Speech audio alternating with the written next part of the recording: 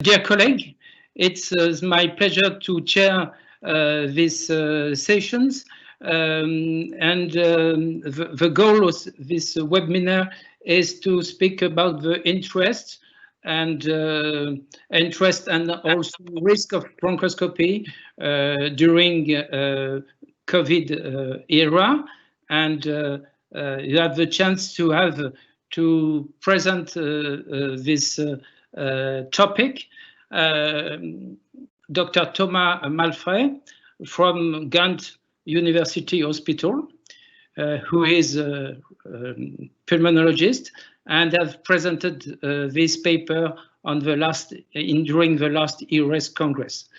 First, I have the chance to be the chairman of this session, and just 3 words to introduce me.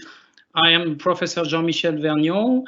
I am the former head of the Department of Chest Disease and Thoracic Oncology of the University Hospital of Saint-Étienne in France, and I am the director of GELF Group, which is the international French-speaking dedicated on thoracic endoscopy. And the problem we have now is the great emergence and epidemic of COVID in Europe and in the world. And as you know, the role of bronchoscopy during COVID disease is difficult, and many international respiratory society try to cancel or displace the indication of bronchoscopy during this period to limit the risk of infection. So it's extremely useful and interesting to discuss about the advantage and risk of bronchoscopy to diagnose and to rule out this pathology. So I think the paper and the speech of our colleague from Ghent is extremely useful and interesting. And please, could you explain us the interest of bronchoscopy and the risk of bronchoscopy you have found in your study? Please, Dr. Malfait. Thank you for the very nice introduction, Professor Vergnon. I also would like to thank the TSC for letting me present this work we've done. I don't know if the PowerPoint is showing now, if everyone can see the presentation. Yes, it's perfect. It's perfect. Okay, thank you. So the topic of the presentation today is to find out what is the added value of bronchoscopy during COVID-19 times. So first of all, I would like to present the hospital I'm working at. That's the University Hospital of Ghent. We are a university hospital in the region of East Flanders in Belgium. We have about 3,000 patients a day. We have a staff of about 6,000 patients and about 1,100 beds in this hospital, just to situate the position we are at. And during the SARS pandemic, these are the numbers we had until the 24th of November, just to give a little scale of the waves we had to deal with. In the first wave, we were relatively spared, but the most part of East and West Flanders of Belgium was spared, so we peaked at about 85 patients, and now during the second wave we peaked at 140 patients, like you see here. And you see the second wave was more severe than the first wave, as is for the most part of Europe the same. So looking back at the whole process of COVID-19 during this pandemic, we were first confronted with it, I think, the beginning of March, but already in February 2020, we were trying to find out what we could do to streamline the flow of the patients when in hospital. But there were not much guidelines. There was very limited literature at that point. You had some case reports in the New England, the first publication on the topic, and you see it's all end of January, beginning of February.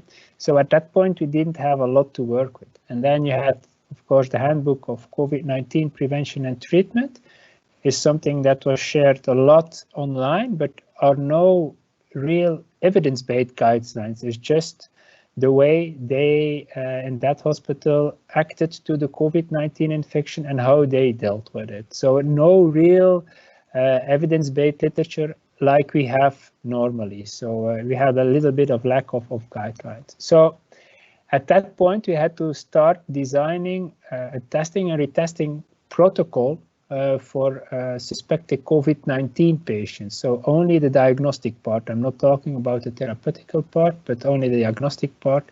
And there are a lot of pitfalls in designing this protocol. And I would like to stress out the different pitfalls there are. And the first of all is the perspective at one looks at the coronavirus. Yeah, that's what I call the eye of the beholder. And it depends whether you look at the virus like you're a clinician working with the patients in real time, going into the isolation rooms, discussing the disease with the patient. Or when you look at the virus like a microbiologist, or from the point of infection prevention. And when you look like a microbiologist, you want to have a test that's 100% sensitive and 100% specific. You want to have a proof of the disease, whether it's ongoing or you had this disease, then you have a good assay when you have the sensitivity of 100% and a specificity of 100%. A nice one to have in this is the immunoglobulins, which means you were infected with the disease, but at the acute setting of a viral disease, you don't have the immunoglobulins. So you have the constraint of time in the diagnosis when you have to isolate the patient. But for a microbiologist, that's not really of importance. If he knows it works, he has no really restraint in time. The infection prevention standpoint wants to have a test that has a negative predictive value of 100%. So when a patient is considered COVID-free, he is really COVID-free and cannot infect another patient. When you look at it also, you want to know what is contagious, because you want to have the PCR is considered as positive, but is PCR positivity still the same as contagiousness? So that's something to keep in mind. And of course, you have the clinician point of view, in which you want to have a negative predictive value to prevent a nosocomial infection of your other patients. You want to have a fast test, because the isolation rooms, isolation wards are scarce, and you want to use them as meaningful as possible. But of course, you don't want to miss an alternative diagnosis, because other diseases are still going on. So like they say in French, un train peut en cacher un autre. It's really important to be aware of that. And so that's something to keep in mind. Another pitfall is the timing of the disease. As we all know, you have the viral response phase and then a more severe host inflammatory response phase in the second phase. And when you look at the flow of the PCR positivity, then you see that the viral detection after some days in mild patients, but even in severe patients, the nasopharyngeal swabs become negative, and when you look at the BL fluids, they are still positive. So it helps to diagnose the patient. Of course, PCR positivity doesn't mean the patient is still infectious, but that's something we can discuss in a later stage. And then, of course, you have the patient. You can have an asymptomatic patient who doesn't know he is spreading the virus and has no symptoms at all. And of course, you can have the prone ventilated patients which has a very ongoing disease. So also the patient plays really an important role. And then of course, the testing itself, which tests are available at the point of testing. Of course, you have the clinical presentation, and then you have the labs with arterial blood gases, biochemistry, and then the SARS-CoV PCR test, which you can do on nasopharyngeal swabs, anal swabs, and bronchoalveolar lavage. That was what we had in our hospital at UZ Ghent. What we did not consider were induced sputa because we considered them not to be safe because of the aerosol generating procedure it was. And of course, you had the X-ray and the CT thorax. So at that point, we did not have immune globulins. We did not have gene expert PCR testing. And of course, at that point, widespread community testing, PCR-based, was not possible at that point because the testing platforms were not up to do so. So we had to incorporate those 4 pitfalls in this manner that they each contributed in the diagnostic flow to have as less false negative patients and to use as maximal as possible our testing platform and all of our isolation rooms. So the protocol we suggested is quite complex, but I will take it down into 2 parts because the things on the left side are positive or negative patients, but we are focusing on the COVID positive or the suspected patients. And what you see here is when they were on the emergency ward and they had respiratory symptoms, they came into a respiratory flow track. And when they had to be hospitalized, then the pulmonologist was contacted, and then PCR testing was done, also flu, respiratory syncytial virus, X-ray of the thorax, and also pneumococcal and Legionella antigen on urine for the sake of not missing an easily to treat pneumonia. And then, of course, we still did ECG, but nowadays we don't do it anymore, and that was because of the azithromycin we would give in the first phase. And then, depending on the SARS-CoV result, patient was transferred to an cohort. So he was in an isolation ward, which we had high risk or low risks. When he was negative and it was clinical not suspected, then he went to the plain ward. But then you had a lot of patients who were pending, and they went into a retesting protocol. And that's something very interesting to see, the retesting protocol. So the way we did it, that was when a patient was PCR negative, but we had the clinical suspicion of a COVID infection, for instance, due to smell of loss of smell, loss of odor, or who had a real high risk contact, or someone in the family who was positive. So we thought it could be a COVID. Then they were retested, and the retesting was done by a second PCR test on the nasopharyngeal swab. Also an anal PCR testing in the beginning, but we stopped that because it was technical, not really feasible. But we also did PCR on the respiratory, the nasopharyngeal swabs, multiplex for respiratory pathogens, so other viral infections.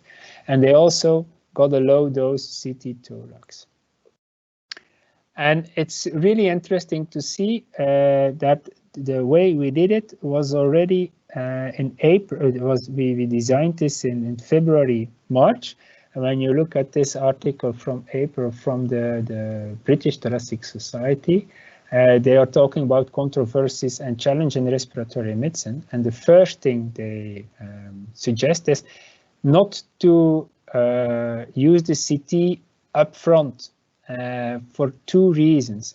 The first main reason is that the CT could potentially be contaminated, and a dirty scanner could infect other patients who are not COVID positive. So to use the CT scan as little as possible.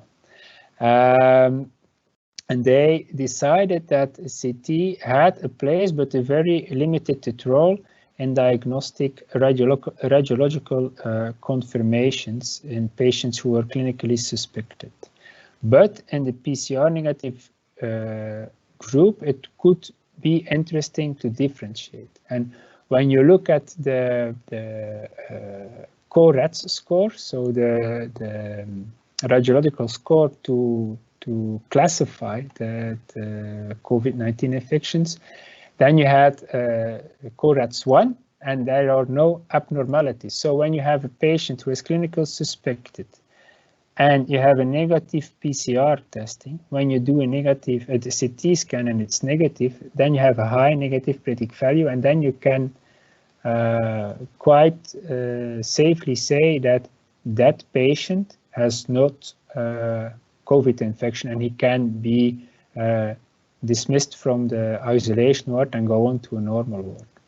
Of course, when you have the typical findings, those findings are very specific. You can have other viral pneumonia, influenza pneumonia, organizing pneumonia, acute interstitial pneumonia, who have the same, really the same features as the COVID pneumonia. So to use the CT scan, it's very sensitive, but to differentiate between the different diseases, that's not that easy to do so. That's one culprit when using CT scan. And in this article, regarding to the retesting protocol, is the delay in obtaining results. And that's really, in the beginning, this was a real bottleneck because of the PCR testing, real-time PCR, who took a lot of time. The run takes about 3 to 4 hours. It was sometimes not that easy to do the testing in a broad manner. And I have connaissance of other hospitals who had to wait like 24 hours to get the result of their PCR testing, which of course is not that easy to work with when you want to decide very quickly. In our hospital, we tackled this problem with a lot of thanks to the microbiology unit, and we were able not to do 1 run, not to do 2 runs, not to do 3 runs, but 4 runs of PCR testing a day, and it was really well timed. So we had results at 1 o'clock in the afternoon, 3 o'clock in the afternoon, 4:30 in the afternoon, and 9 o'clock in the evening. So we had a really good workup, and that was on a real-time transverse reverse PCR testing. So quite labor intensive, but they managed to do so, and it was really easy for us to have the results. And at the same point, it's not only about the results, but also interpreting these results. And we had a short meeting at 8:13, 30:13, 70:13, and 9 in the evening to discuss the results and also to decide what we were going to do with those patients, whether they should go to a general ward, isolation, ACU, and whether they were ready to be included in the trials we had started up at that point. So when the patient had a negative PCR 2 or 3 times, also the respiratory multiplex was negative, and he had an infiltration on CT scan, only in this group of patients in the diagnostic retesting protocol, it was decided upon to do a bronchoscopy with bronchial alveolar lavage. So not as a first test in the diagnostic testing, but as a last resort in patients who were in a diagnostical difficult position and dilemma. This was based on one of the first reports, and then also the confirmed in the JAMA in May, that when you look at COV-2 patients, the greatest sensitivity for PCR testing was in bronchoalveolar lavage, and we also know this group of patients in which the study was done were patients who were a little bit later into their disease, like the 7th to 10th day, and were on the intensive care unit, so the more severe patients. When you look at that point in time at the guidelines or the remarks made by the international bronchoscopy associations like the Americans, it was suggested to postpone as much as possible bronchoscopy in general, and in COVID patients or COVID suspected patients to be very careful and not to do it up front, and to postpone it as much as possible, and when performing, using maximal personal protective gear. Also, it was suggested to use disposable bronchoscopes when available, not for the case of diminuting the aerosol generating risk of the procedure, but especially for the post hoc decontamination and disinfection of the reusable scopes. You can say that the SPLF made the same remarks, but they also included that when you use reusable scopes, that you use the normal disinfection protocol afterwards, and that is good enough of disinfecting the scope and to prevent contamination or cross-contamination. At UZ Ghent, we incorporated those guidelines together with the things we already knew in this protocol. This is also the protocol that we distributed with the Belgian endoscopic respiratory group, which says that you had to use all of the protective personal equipment in COVID positive patients, or when doing a procedure, even the patient is COVID negative because he can be falsely negative, just to do full measures. And then an adapted environment where only essential staff was allowed, preferably bedside, this should be, or on the ICU. When performing in an endoscopy room, it should be a secured endoscopy room with negative pressure, or the possibility to isolate the room after the procedure was done. And also we advise, if disposable endoscopes are available, they can be used as proposed by your local protocol.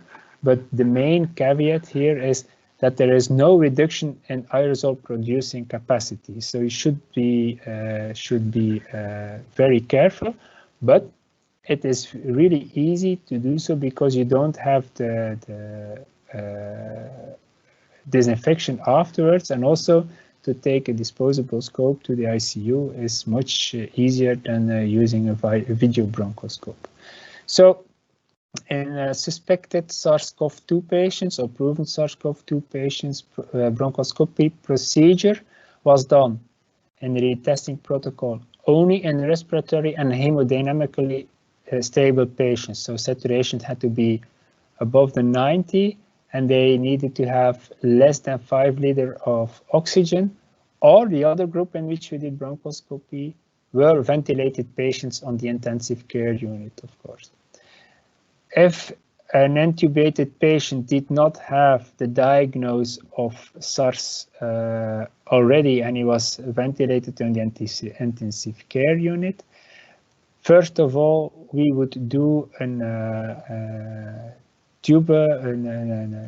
tracheal aspiration via the tube before performing the bronchoscopy, because it has also a very high sensitivity. Personal protection equipment we used was a full face mask, surgical cap, the masks, work uniform, a gown and disposable gloves.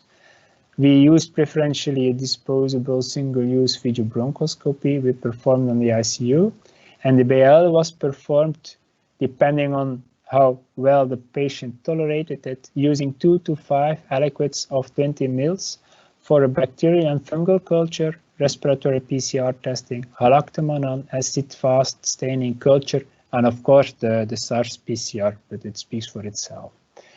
This is the setup we used.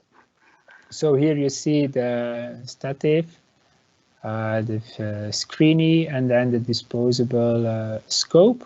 And we made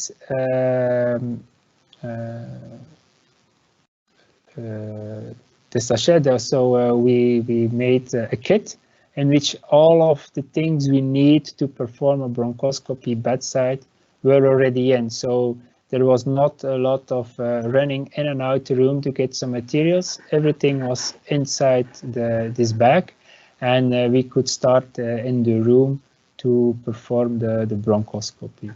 And then, of course, we had these nice masks and all of the protective clothing we used, and it was really easy to do so.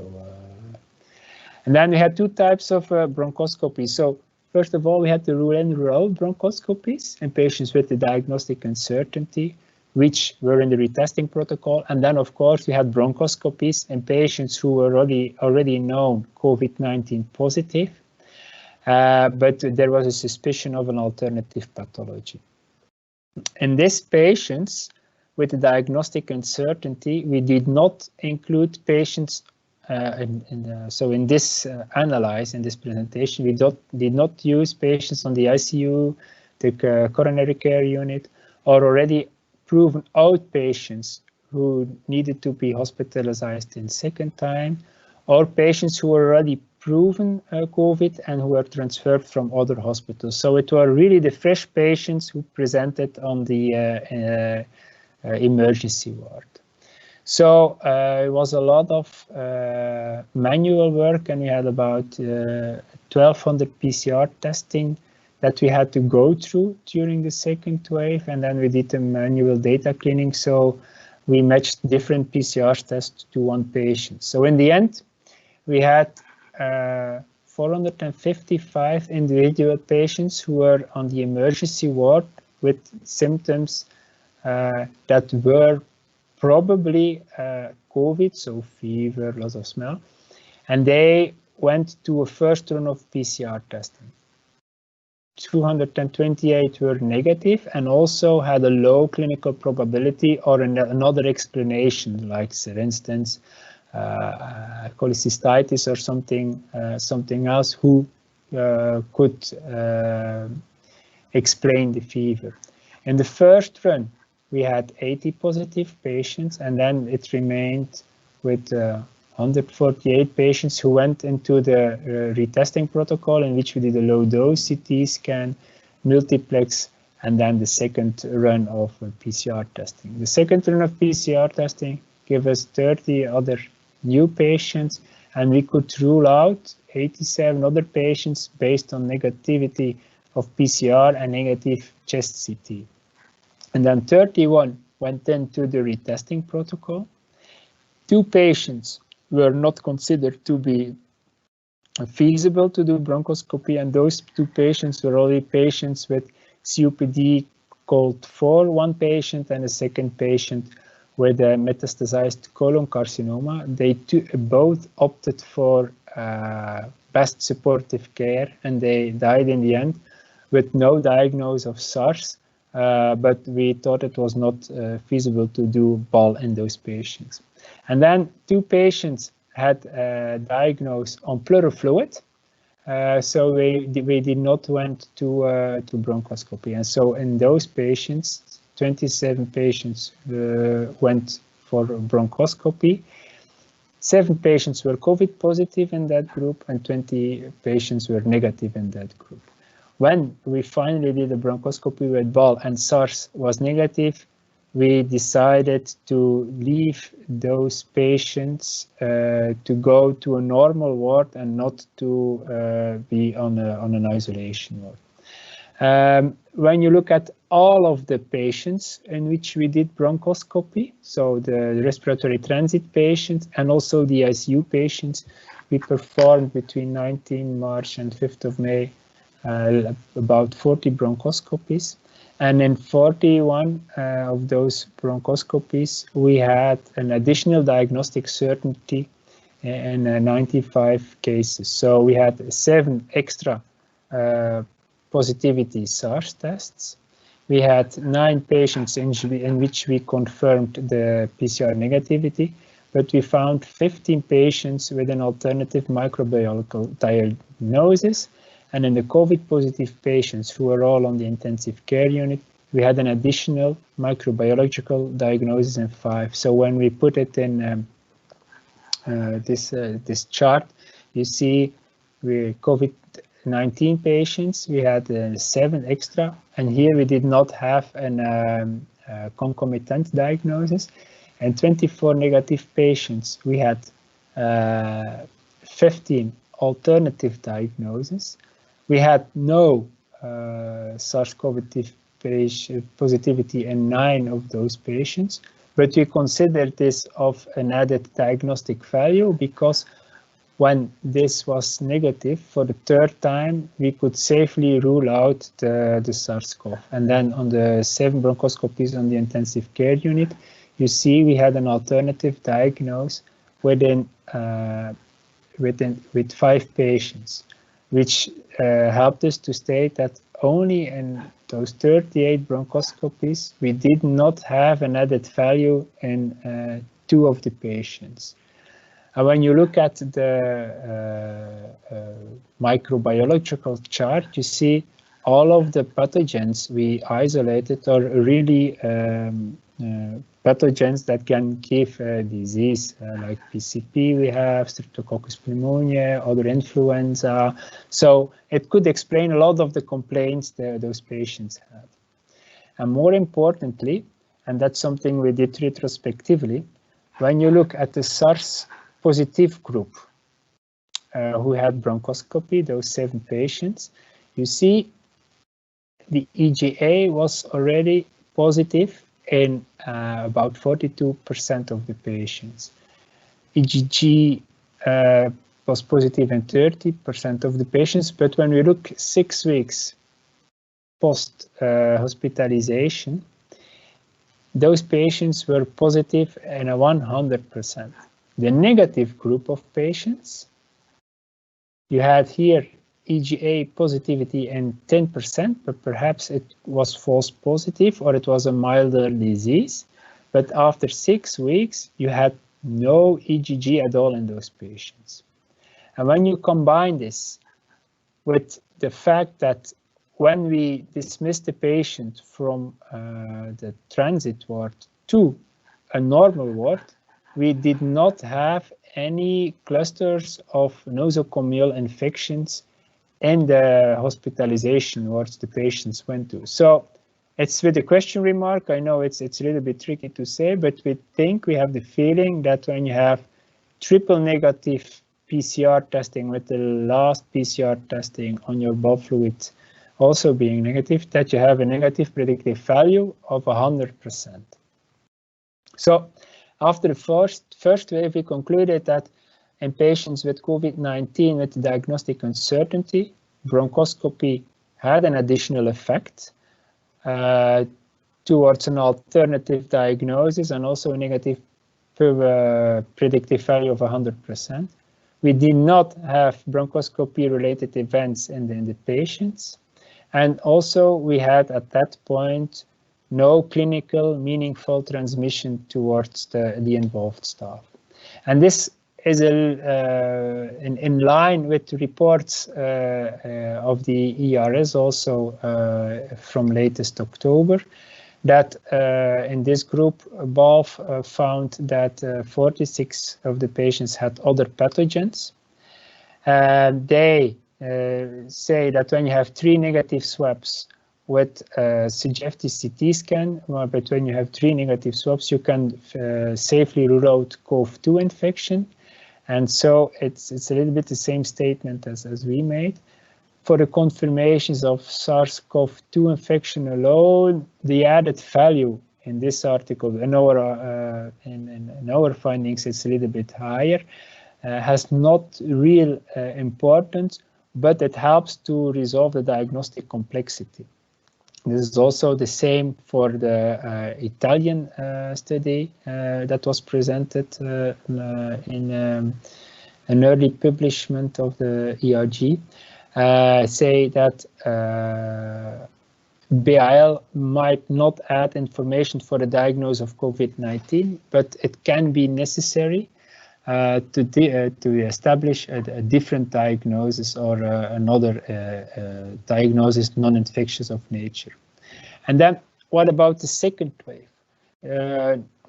Up to 25th of November, we had about 45 additional admissions of COVID patients. And you see, we only did 15 bronchoscopies in about 450 patients, where in the first we had 250 patients and we did 38 bronchoscopies. Okay, we did the patients, amount of patients almost doubled, but it was only a third of the bronchoscopies we did for diagnosing SARS-CoV.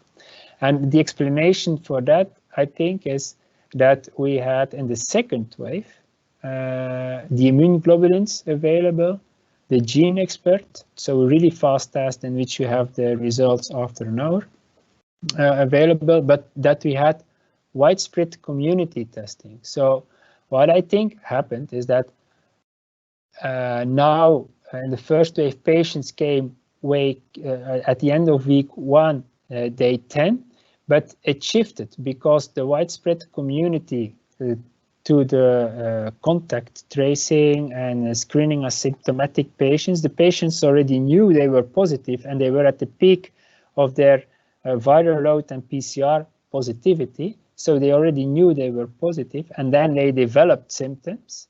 And we did not do the PCR testing again when they were on the emergency ward. But I think if we would have, that we had a lot of negative testing at that point. So that's the message of the widespread community testing, that you test earlier and it's more easy to streamline and hospitalize the patients without needing a lot of new testing and invasive testing, which is a risk for the patient, but also for the endoscopists. So in conclusion, I would like to say that when performing SARS-CoV-2 diagnostics, there are a lot of different influencing factors on the testing results. So the timing, the type of test, the sample size, and also patient characteristics. You had to do it in a multidisciplinary approach, so it has to be teamwork. It's not always that easy to decide on your own. And therefore, it's really important to know how to interpret the test and to know what you want to obtain in that patient. And bronchoscopy, to me, has still an additional value for especially establishing an alternative diagnosis when you have a diagnostic complex problem.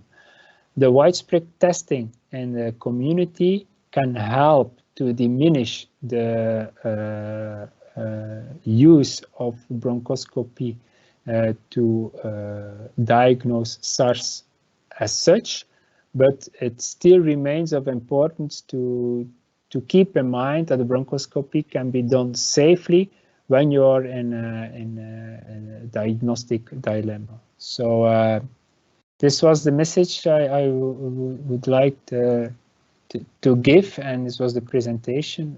So now I'm up for some discussion. So I don't know, Professor Vergnon, what you are your thoughts on this presentations or remarks or questions. I'm happy to answer them. Okay, thank you very much. It's an excellent talk. Congratulations for this presentation, and congratulations too for the very rigorous organization of Ghent Hospital in that situations. I am very impressed by the short delay of PCR results you can have in your hospital with 3 or 4 turns by each day. It's very impressive results, and with a real and rigorous algorithm you have depicted in these presentations. At the beginning, the international organization tried to postpone bronchoscopy for these patients due to the risk of aerosolizations of SARS-CoV-2. But it's a decision given in urgent situations.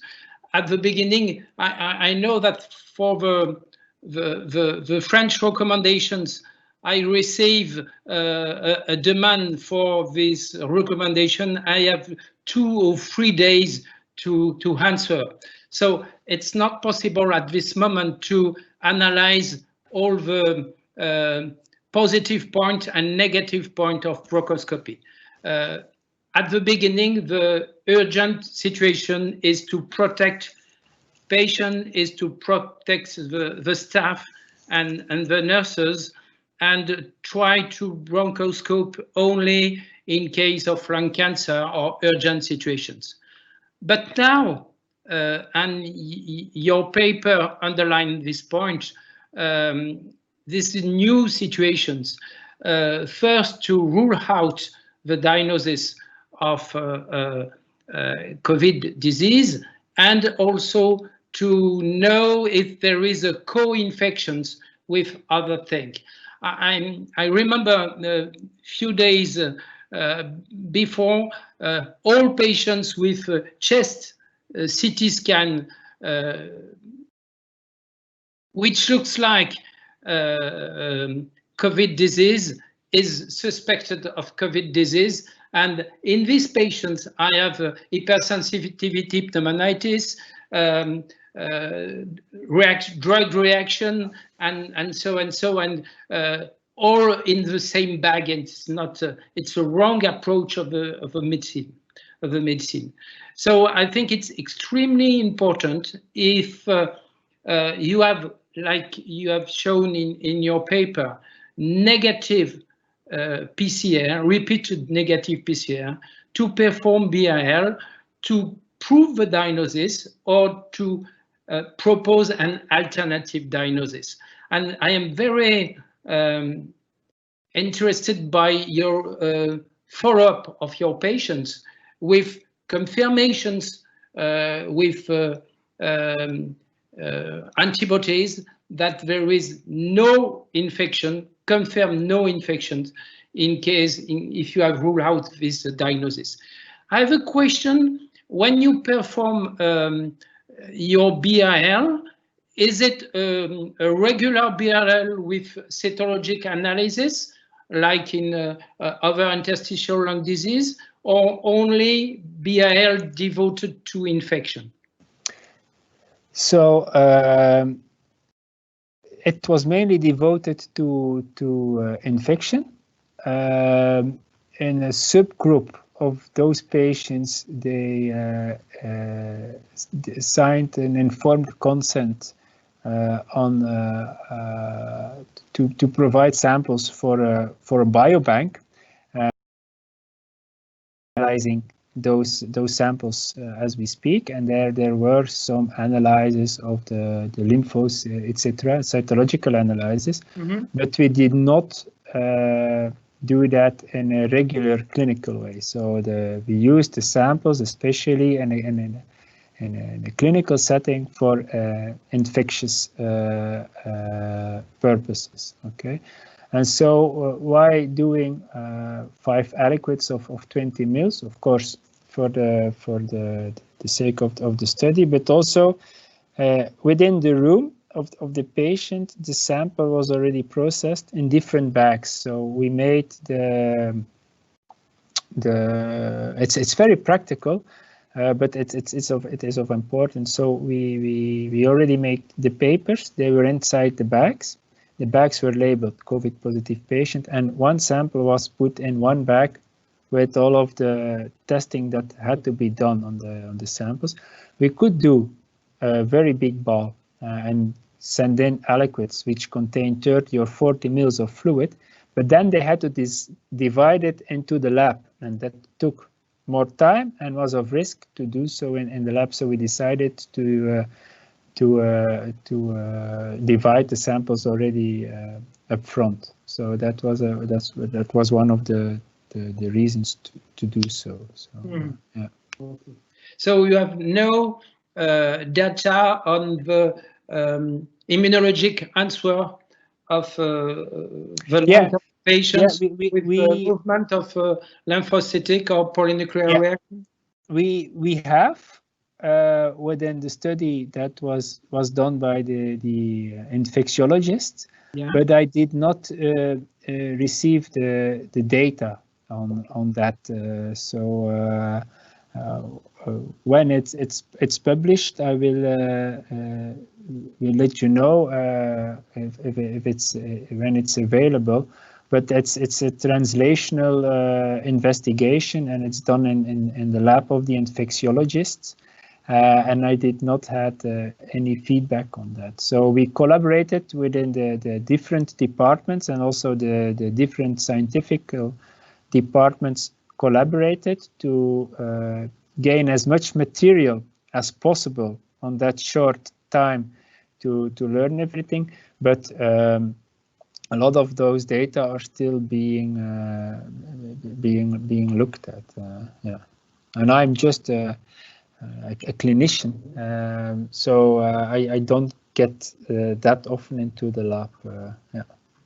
Okay, and I have seen that when the second wave arrives, the diagnosis seems easier, and so it's relatively rare to perform bronchoscopy in that second wave compared to the first one. Do you think that in the future you can expect a relative reduction of the indication of bronchoscopy, where the diagnosis will be done only with RT-PCR on nasal swabs? Or do you think that bronchoscopy could have a residual indication in this type of patients?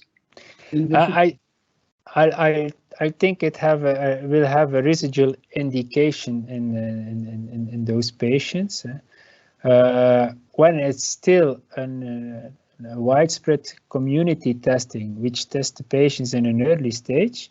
I think the importance of bronchoscopy for ruling out the COVID or confirming the COVID will become less. But of course, when you are in a diagnostical dilemma, it will still have remain the value of bronchoscopy will remain, I think.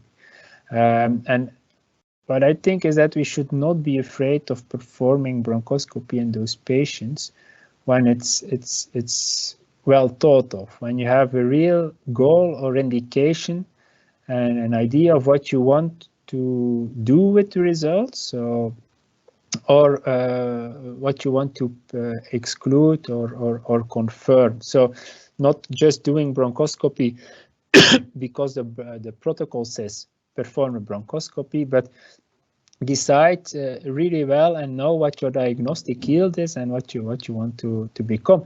And if there is another way of getting around bronchoscopy, yeah, then just use the other diagnostic techniques. For example, in hematological patients with severe neutropenia, it can be very easily done to do a galactomannan just on a blood sample. And then you don't need to perform a bronchoscopy in those patients. And then you have less risks of contaminating your personnel. So, yeah. Okay. Finally, the BIL for diagnosis is quite similar the situation you have in acute interstitial pneumonia. And if as clinician you think that it's important to rule out a diagnosis, you have to perform a bronchoscopy with BIL to diagnose this positively or to exclude different pathology. You know that there is more than 300 and more etiology for acute interstitial pneumonia.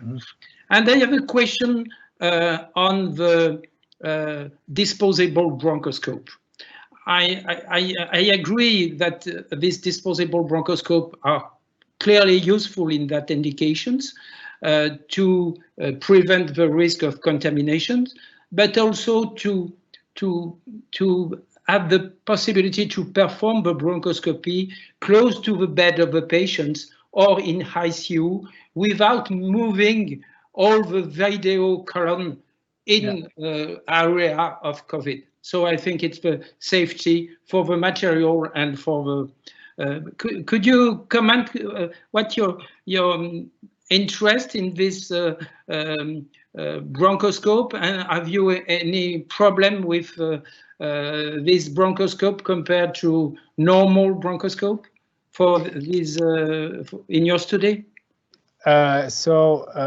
It was our first experience with the disposable scope, so we were very glad that it was very easy to obtain the access vision and to have the support of the firm in the first place. And what we found out is that it was really easy to use. The imaging you had on the screen was of good enough quality to perform a BIL. You could find your way. The steering of the scope was really good, and you were very at ease while using the scope, and especially also in the intubated patients, because otherwise you are still a little bit worried about the material and then the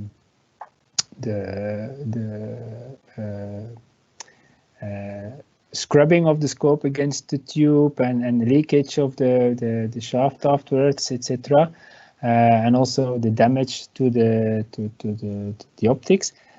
So it was really comfortable knowing that when something went wrong with the scope, it was not that kind of big deal, and you could focus more on using all the right doffing and all of the right materials and the personal protection. So it was a very less, and the quality was good enough to perform, especially in the both groups. Also, the use of the trolley into the room, it made it rather easy to do and perform.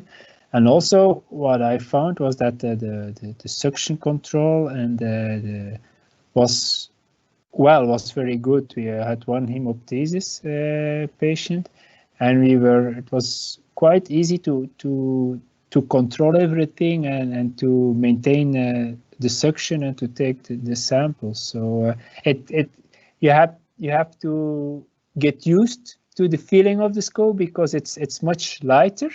And the bending is all right, but you don't have to be very excessive with it. But it does what it needs to do. So yeah, and it was quite reliable. Yeah. Okay, and I can add that the ratio between the external diameter of the scope and the suction catheter, suction operative channel of a bronchoscope is clearly favorable, and you can well aspirate the patients. Even you can have to pass the bronchoscope into an intubation tube. Yeah. So I think it's probably useful in intubated patient too, and with very adherent secretion to clean out the bronchi. Okay, so I think that after your presentation, you have to change the paradigm, and you have to change the recommendation, perhaps. And don't be afraid by bronchoscopy in COVID patients. If there is a clear indications for diagnosis a suspected case, or rule out a diagnosis, or had a co-infection, or to indicate a better antibiotic treatment, don't hesitate to perform bronchoscopy. Is your message at the end of your study, I think? Yeah, that's true, and taking into account all personal protective measures are taken. So that's what I would recommend. Yeah, and on the other hand, for the bronchoscopy and endoscopy in the non-COVID setting, in the ambulatory setting, I think one should use the local protocol and look at the indications also if bronchoscopy is very necessary. And there also you can do some kind of pre-testing, but even with a negative test, you have to be very careful because there can be asymptomatic carriers or false negative testing. So always take into account the personal protection. I think that's one of the messages. Yeah. Okay, and nobody has been infected in your team during this period? No. So all of the pulmonologists performing bronchoscopy are healthy. But yeah, it doesn't mean they were not infected because we were not tested upon. Yes. And then all of the endoscopy team, we had no infections or no reported infections.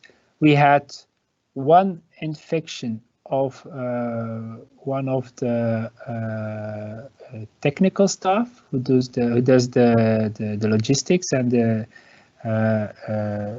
disinfection of the reusable scopes, but also the endoscopes. But she was infected by her husband, so it was from outside the hospital.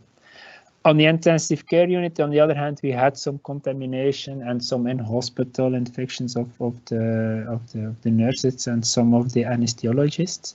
But in our team performing the bronchoscopy, we are not aware of clinical important infections. Okay, it's the same in France at Saint-Étienne. Infections are due to external and familial infection, but no during the working time at the hospital. Okay. So thank you very much for this presentation. I think it's really a new approach of bronchoscopy in COVID era. And I think that could change the decision we can have in the future for bronchoscopy.